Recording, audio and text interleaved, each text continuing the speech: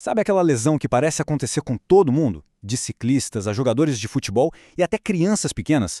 Uma delas é figurinha carimbada nos prontos-socorros, a fratura da clavícula.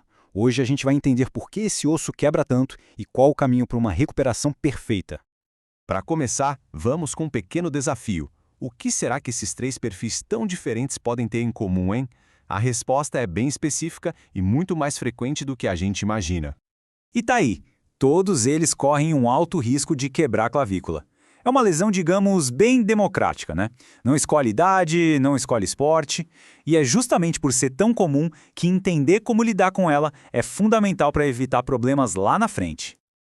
Então bora lá. O nosso roteiro de hoje vai ser esse aqui. A gente vai passar pela frequência dessa fratura, entender a anatomia, o diagnóstico, os tratamentos, quando a cirurgia é necessária e, claro, a recuperação.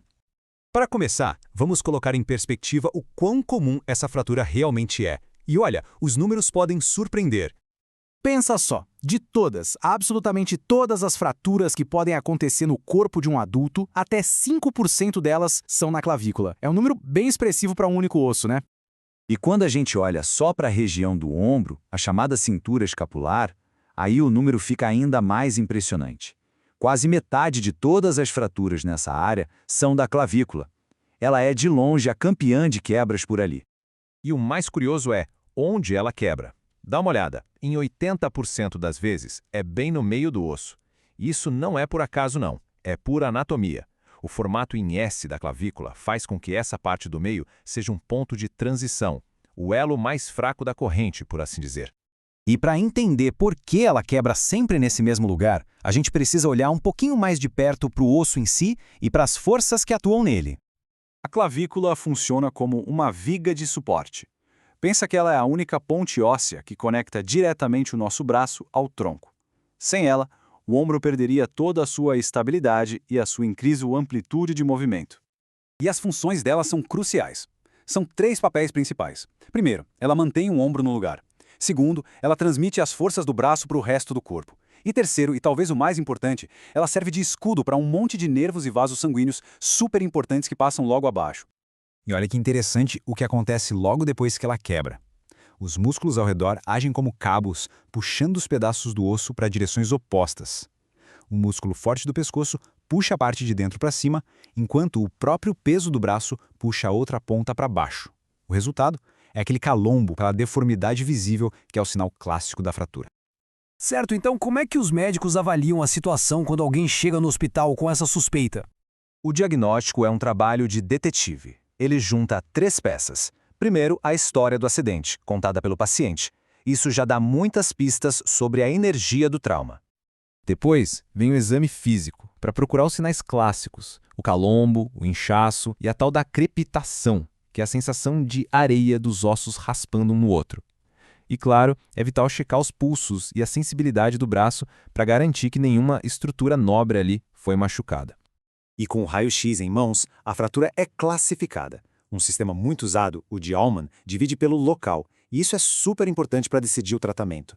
O tipo 1, no meio, é o mais comum e geralmente estável.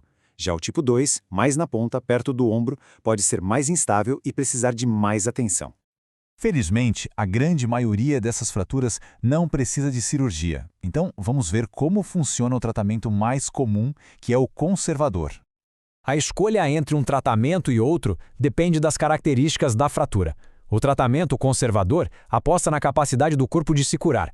Já a cirurgia busca o alinhamento perfeito e uma estabilidade imediata, mas no fim, o objetivo é o mesmo: devolver a função completa para o ombro. Nas fraturas com pouco desvio, o caminho é esse. Primeiro, imobilização com uma tipóia por umas 4 a 6 semanas para deixar o osso começar a colar.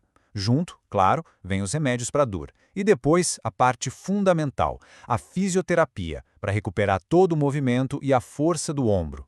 Mas nem sempre dá para confiar só na cura natural. Vamos ver agora quando a cirurgia se torna a melhor ou a única opção. Existem alguns sinais de alerta que indicam a necessidade de cirurgia. Por exemplo, se os fragmentos do osso estão muito separados. Se for uma fratura exposta, em que o osso rasgou a pele, não tem nem discussão. Ou, claro, se algum nervo ou vaso sanguíneo importante foi atingido. Nesses casos, a cirurgia é essencial. E quando a cirurgia é o caminho, A técnica mais comum é usar uma placa de metal com parafusos. A placa funciona como uma estrutura interna que segura os pedaços do osso no lugar certinho enquanto eles se curam, garantindo um alinhamento anatômico. E para fechar, vamos falar da reta final, o processo de recuperação e as possíveis complicações que podem aparecer no caminho. A boa notícia é que a maioria das pessoas se recupera muito bem, mas existem riscos. Logo de cara, o perigo são lesões nos nervos e vasos.